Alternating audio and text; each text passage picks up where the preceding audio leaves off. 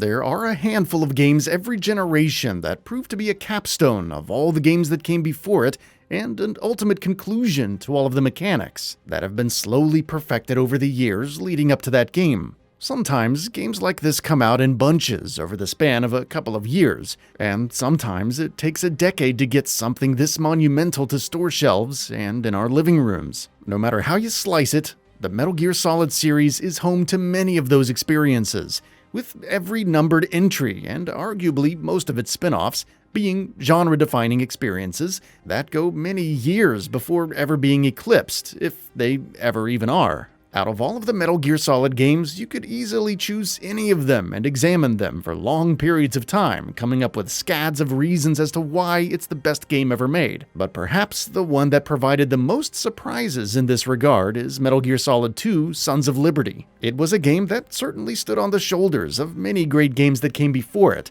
but just as well inspired countless more that came after it. A quick note before we move forward. Please consider subscribing and enabling all notifications by clicking the bell icon to get new video updates. And while you're at it, also, please click the like button if you enjoy the video. It really helps us out. And with that out of the way, let's begin. The first thing that I feel should probably be talked about, if for no other reason than to simply get it out of the way, is Metal Gear Solid 2's ability to completely surprise and shock its players with twists and turns that you just couldn't have seen coming. The series is certainly no stranger to plot twists, but you'd be hard-pressed to find a game in the series that is more densely packed with them than the second one. Most notable of which is the fact that you don't even play Snake for the vast majority of the game. But he can't be the Solid Snake. He died 2 years ago on that tanker after he blew it sky high. Could he have survived? Not a chance.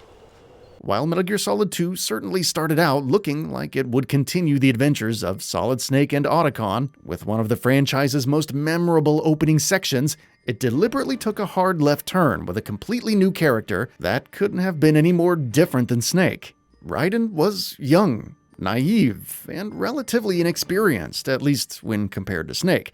So to see him get duped by characters and confused by situations that probably wouldn't have tripped up somebody like Snake or Big Boss was an entirely different narrative experience than seeing the franchise's more hardened characters express their learned skepticism at every turn. While many Metal Gear Solid fans, including myself, just plain didn't like Raiden at first, it didn't take long for the excellent writing and character development from Hideo Kojima and his team at Konami to turn him into a staple of the series. So you're the boss around here? No, not just around here. I'm the boss to surpass Big Boss himself. Solid Snake. No, that is not Solid Snake.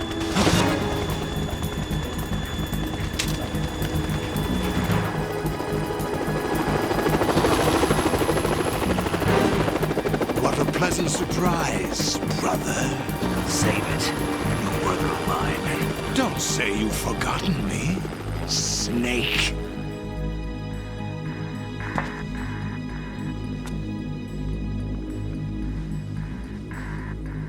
Snake? Right, take cover.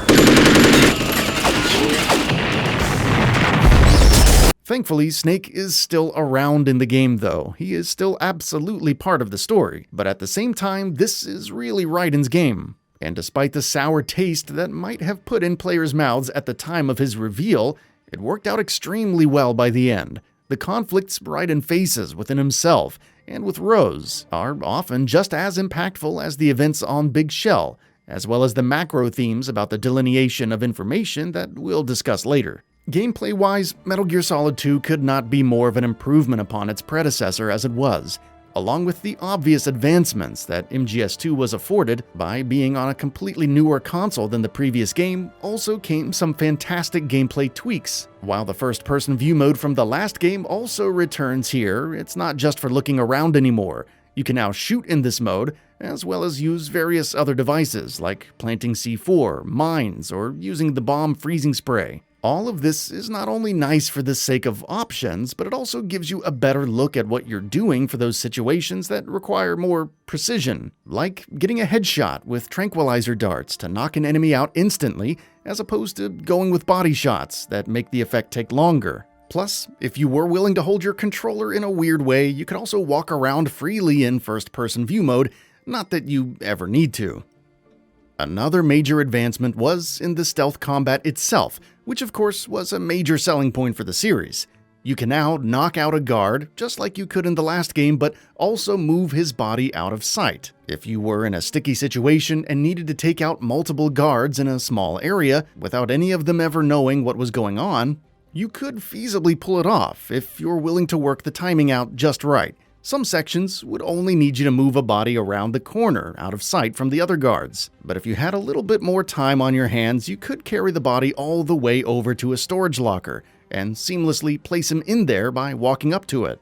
Or you could unleash your inner demons and throw them off the tanker as Snake in the opening section. It's a mechanic that seems basically standard nowadays in stealth games, but at the time it was rarely offered and was never as intuitive as it was in MGS2. While I would probably concede that the boss fights in the first Metal Gear Solid and the third one are probably overall better than the rest of the series, they are still a massively strong point in this game, with Fat Man and Solidus being the clear standout battles. As with all Metal Gear Solid games, the boss fights in Sons of Liberty required completely different skill sets than what you would need to navigate through most of the rest of the game. Along with taking you out of your element, they also had incredibly interesting backstories. This made fighting them so much more impactful, knowing that coming up against Raiden would be the end of their unique and fascinating journeys put a lot of spice in those battles. There might not be any completely mind-blowing Psycho Mantis-style moments in Metal Gear Solid 2, but that doesn't mean it lacks top-tier boss fights. Of course, it wouldn't be a Metal Gear Solid game if it didn't have an outstanding story with deep, layered characters, conflicting interests, and broad themes that included smart commentary on the current and probable future of modern society. While the first game was a little bit more about the duality of opposites and how rivals strangely need each other to justify their own existence, Metal Gear Solid 2 takes a step back from all of that and examines the contradictions of society as a whole, and how we are headed into some morally questionable territory, with how we choose to accept or deny information based on our own preconceived notions. Of the predictions that are laid out mostly towards the end of the game is the one that we will all, one day, end up in our own little bubbles. How, having given ourselves over to the unregulatable abundance of information and intellectual freedom,